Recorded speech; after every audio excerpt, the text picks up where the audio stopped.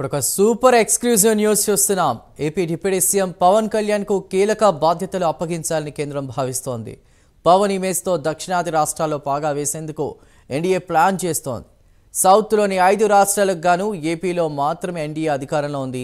మిగతా 4 రాష్ట్రాల్లోనూ పవన్ ఇమేజ్ను వాడుకోవాలని ప్లాన్ చేస్తోంది.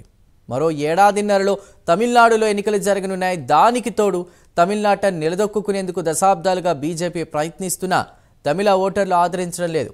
ఇదే టైంలో పవన్ కళ్యాణ్ను తమిళనాడులో రంగంలోకి దింపాలని బీజేపీ అధిష్టానం నిర్ణయం తీసుకున్నట్లు తెలుస్తోంది.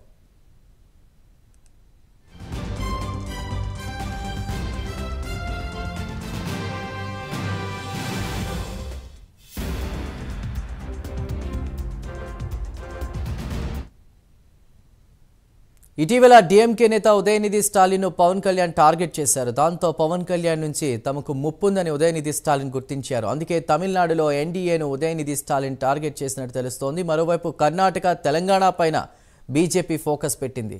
ఇక దక్షిణాది రాష్ట్రాల్లో పవన్ కళ్యాణ్ ట్రబుల్ షూటర్గా బీజేపీ అధిష్టానం భావిస్తోంది. దానికి తోడు పవన్ నేషనల్ లీడర్గా ఫోకస్ కావడంతో జన సైనికులు సంబరాలు చేసుకుంటున్నారు. మరింత సమాచారాన్ని మా ప్రతినిధి హరిబాబు అందిస్తారు. హరిబాబు. Thank you Chandu. ఏదైతే పవన్ కళ్యాణ్ ఇటీవల జరిగినటువంటి సార్వత్రిక ఎన్నికల్లో కీలక పాత్ర పోషించిన విషయం మనకు తెలిసిందే.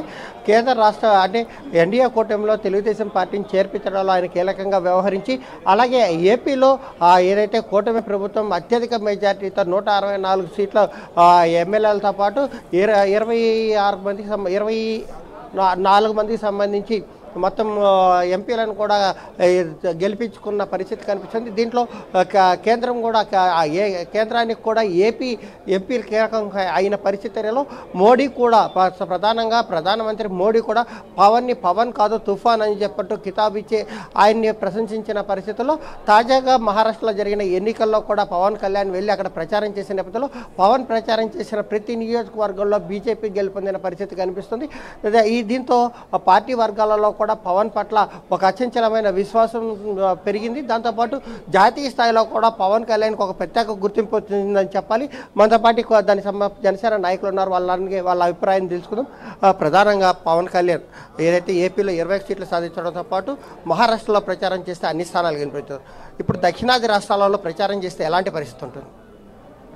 జనసేన పార్టీ పెట్టినప్పటి నుంచి కూడా 10 సంవత్సరాలుగా ఆయన ప్రజల పట్ల నిలబడినటువంటి తీరును కానివ్వండి, ప్రజలు పడుతున్నటువంటి కష్టాలపైన వాటన్నిటిపైన ఆయన చేసినటువంటి పోరాటాలు ఫలితం 2024లో అఖండ మెజారిటీతో 100కు 100% 21 మంది ఎమ్మెల్యేలను గెలిపించుకోవడం జరిగింది.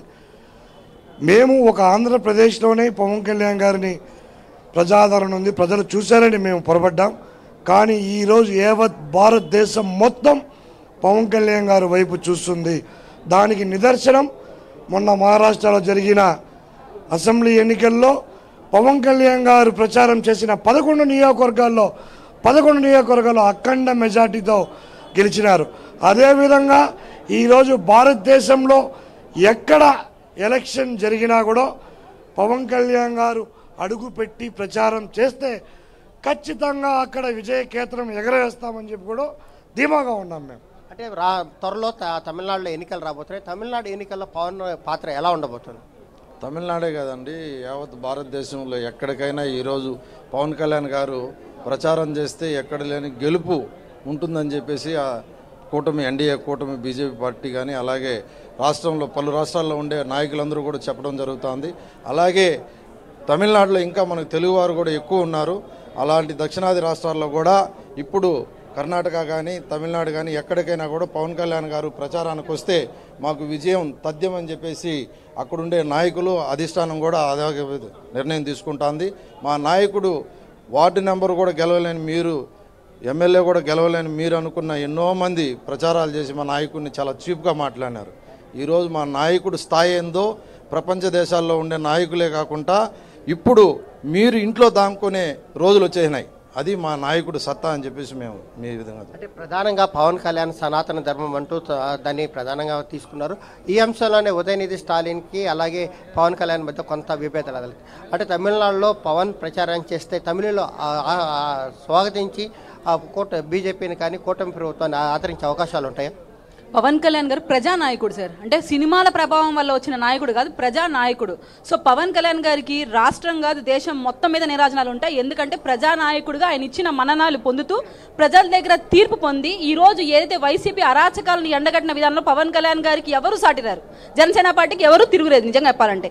అటువంటి పవన్ కళ్యాణ్ గారు ఏ రాష్ట్రం వెళ్ళినా ఆయనకు ప్రజలు నీరాజనాలు పలుకుతారు. అలాగే ఈ రోజు ఎలక్షన్ తీర్పు మీరు చూసారు, ఇక్కడ 100% స్ట్రైక్ రేట్ వచ్చింది, అక్కడ కూడా అలాగే జరిగింది. పవన్ కళ్యాణ్ గారు దక్షిణాదిలో ఎంటర్ అయినా కూడా తీర్పు వన్ సైడ్ గానే ఉంటది. ఆయన ప్రజానాయకుడు, ఇచ్చిన హామీలను ఇంప్లిమెంట్ చేయడంలో ఆయన తర్వాత ఎవరైనా. నిజంగా ఒక డిప్యూటీ సీఎంగా జనసేన పార్టీని ఈరోజు రాష్ట్రాన్ని ప్రతి ఒక్కరిని సంతోషంగా పెట్టడం కోసం పవన్ కళ్యాణ్ గారు పడుతున్న కృషి ఈ రోజు దేశం మొత్తం తెలిసింది. అలాగే మొన్న ఎలక్షన్ లో మనం చూసాం, కీలక పాత్ర పోషించిన పవన్ కళ్యాణ్ గారు దక్షిణాదిలో కూడా కీలక పాత్ర పోషించబోతున్నారు. ప్రధానంగా మనకు మన ఏపీకి సంబంధించి కర్ణాటక, తమిళనాడు పక్కనే ఉంటాయి. ఈ ప్రాంతాలలో పవన్ ప్రభావం ఎలా ఉంటుంది? పవన్ కళ్యాణ్ గారికి ఒక సినీ చరిత్రలోనే పవర్ స్టార్ ఆయనకి బిరుదు ఇవ్వడం జరిగింది. ఆయన పేరులోనే పవర్ ఉంది. ఈ పవర్ని ఇప్పుడు మన ఆంధ్రాలో మనకి చూపించడం జరిగింది. అదే పవర్ని ఇప్పుడు మహారాష్ట్రలో, ముంబైలో 11 చోట్ల ఎక్కడైతే ఆయన ప్రచారం చేసిన అక్కడ భారీ విజయాన్ని సాధించడం జరిగింది. అలాగే రానున్న కాలంలో దక్షిణాది రాష్ట్రాల్లో, మన సౌత్ ఇండియాలో పవన్ యొక్క పవర్ ఏంటో రాబోయే రోజుల్లో చూపిస్తారు. ఆయనకి మోడీ గారి నేతృత్వంలో చాలా మంచి కీలక భూమిక సౌత్ ఇండియాలో పోషిస్తారని ఈ సందర్భంగా మీకు తెలియజేసుకుంటున్నాము. మరోవైపు ఏదైతే పవన్ కళ్యాణ్ దక్షిణాది రాష్ట్రాలలో ప్రధానంగా తమిళులు ఎక్కువగా ఆ భాషాభిమానాన్ని ఎక్కువగా అభిమానిస్తారు, ఆ ప్రాంత వాసుల్ని అభిమానిస్తారు. అట్లాంటి పరిస్థితుల్లో తమిళనాడులో పవన్ ప్రచారం ఎలాంటి ప్రభావం చూపించే అవకాశం ఉంది? నేను గతంలో పీఆర్పీ పార్టీలో చాలా చురుగ్గా పనిచేశాను. అప్పుడు చిరంజీవి గారితో ఆ చుట్టుపక్కల తమిళనాడుకి సంబంధించిన బార్డర్స్ ఉండే ప్రాంతాలకంతా వెళ్ళడం జరిగింది. చిరంజీవి గారు ఎక్కడికి వెళ్ళినా పవన్ కళ్యాణ్ గారు ఎక్కడ అని అక్కడ ఉన్న వాళ్ళందరూ కూడా అడగడం జరిగింది. సో బార్డర్స్లో ఇక్కడ నగిరి నుంచి కానీ, ఇక్కడ తిరువల్లూరు కాడి నుంచి కానీ, ఈ సైడ్ ఏ బార్డర్స్ ఎత్తుకున్నా కానీ పవన్ కళ్యాణ్ గారికి ఉన్న విపరీతమైన క్రేజు, చాలా మాస్ ఫాలోయింగ్ ఉంది. రాబోయే తమిళనాడు ఎలక్షన్స్లో పవన్ కళ్యాణ్ గారి ప్రభావం చాలా పెద్ద ఎత్తున ఉండబోతుంది.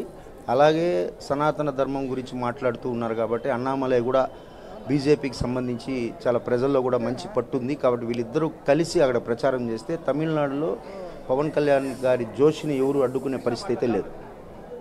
ఏదైతే తమిళనాడు కానీ లేదంటే దక్షిణాది రాష్ట్రాలలో పవన్ గన ఏ పార్టీ తరఫున బీజేపీ కానీ ఎన్డీఏ కూటమి తరఫున ప్రచారం చేస్తే ఆయన ఎవరికైతే మద్దతు ఇస్తారో ఆ మద్దతు ఇచ్చిన వాళ్ళు అఖండ మెజారిటీతో గెలుపొందడం తథ్యంగా కనిపిస్తుంది. మరోవైపు తమిళనాడులో సనాతన ధర్మం అనేది ఒక అంశంగా పవన్ కళ్యాణ్ ఇప్పటికే తీసుకొచ్చిన నేపథ్యంలో ఈ యొక్క మెజారిటీ హిందువులు ఏదైతే బ్రాహ్మిన్స్ కానీ ఇతర ఇతర కులాలకు సంబంధించిన వాళ్ళు కూడా పవన్కు సంబంధించిన అంశాలను, ఆయన ప్రసంగాలను కొంత నిశ్చిత పరిస్థితున్న నేపథ్యంలో భవిష్యత్తులో ఇప్పటికే ఉదయనిధి ఏదైతే కామెంట్ చేస్తారో ఆ కామెంట్స్ కారణంగా హిందూ ఓటు కొంత దెబ్బతినిందని చెప్పి డిఎంకే భావిస్తున్న నేపథ్యంలోనే భవిష్యత్తులో పవన్ కళ్యాణ్ గాన తమిళనాడులో కనుక ప్రవేశిస్తే కూటమికి సంబంధించిన పార్టీలు బలపడే అవకాశాలు ఉన్నాయని చెప్పిన ఒక భయాందోళన వ్యక్తమవుతున్న పరిస్థితి కనిపిస్తుంది. దాన్ని దిద్దుబాటు చర్యలు అయితే స్టాలిన్ చేపట్టారని కూడా మనం తెలుస్తున్న పరిస్థితుల్లో భవిష్యత్తులో పవన్ కళ్యాణ్ తిరుగులేని నేతగా దక్షిణాది రాష్ట్రాలలో ఏ పార్టీకి ఆయన మద్దతు ఇస్తే ఆ పార్టీ అఖండ మెజారిటీ సాధించే అవకాశాలు కనిపిస్తున్నాయని చెప్పని